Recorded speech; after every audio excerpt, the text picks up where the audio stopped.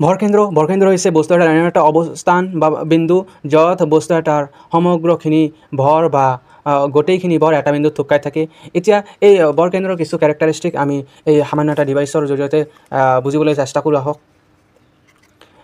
এটা সাধাৰণ এটা এ4 সাইজৰ পেপাৰ মেৰিয়াই লৈ পাইপৰ আকাৰ দিছোঁ, এইটো চিমিলাৰলি তেনেকুৱা কৰিছোঁ। আৰু এইটো এটা অতিৰিক্ত বৰ। এতিয়া অলপ লক্ষ্য কৰিব,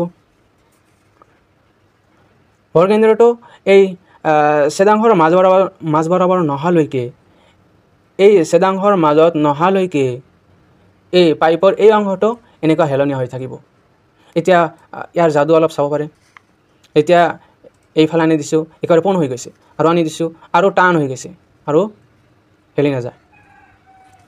চাব পাৰে, ঘৰত বনাই ট্ৰাই কৰি চাব পাৰে, একেবাৰে ইজি।